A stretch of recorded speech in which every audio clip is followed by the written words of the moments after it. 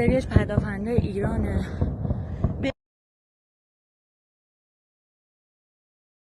یا ابوالفضل.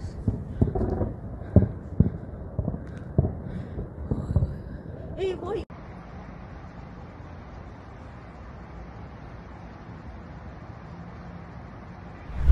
Israel recently launched a significant air operation against Iran, reportedly deploying over 100 aircraft, including advanced F-35 stealth fighters.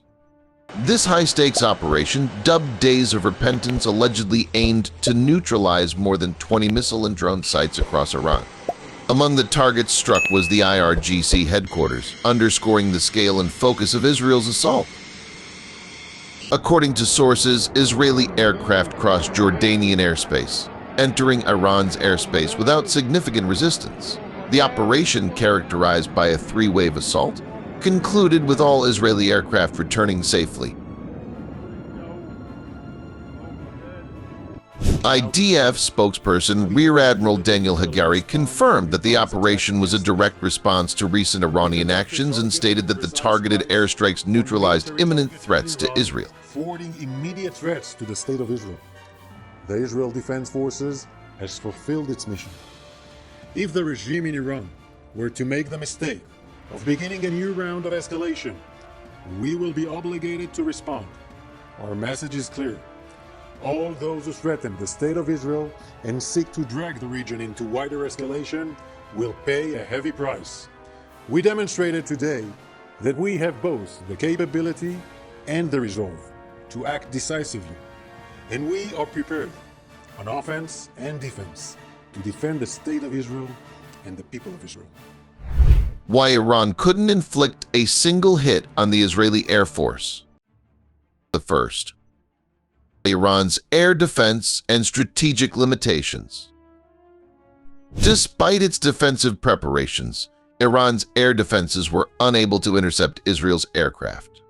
Iran's air defense network includes a variety of systems, some domestically developed and others acquired internationally. Recently, Iran showcased the Khordad-15 air defense system, believed to be more advanced than its predecessor, the Khordad-3.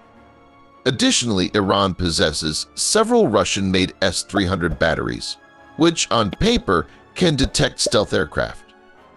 However, the functionality and actual deployment of these radars remain uncertain, as does the possibility of Russia recently providing Iran with S-400 batteries. Reports also suggest that some of Iran's S-330 systems suffered damage in the Israeli attack.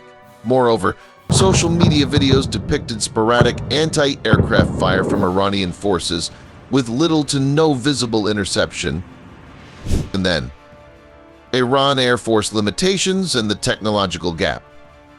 Iran's Air Force, while having over 300 combat-capable aircraft, relies largely on aging third- and fourth-generation models, including Northrop F-5s, F-4 Phantoms, Grumman F-14s, and Russian-made Sukhoi Su-22, Su-24, and MiG-29 fighters. The latter, considered the most advanced in Iran's arsenal, includes only about 25 units. Equipped with older missile technology, these aircraft struggle to match the technological advancements of Israel's F-35 stealth fighters, a fifth-generation, multi-role combat aircraft. Israel's fleet includes approximately 648 aircraft, with a substantial number of F-35s from the U.S., specially modified to suit Israel's needs.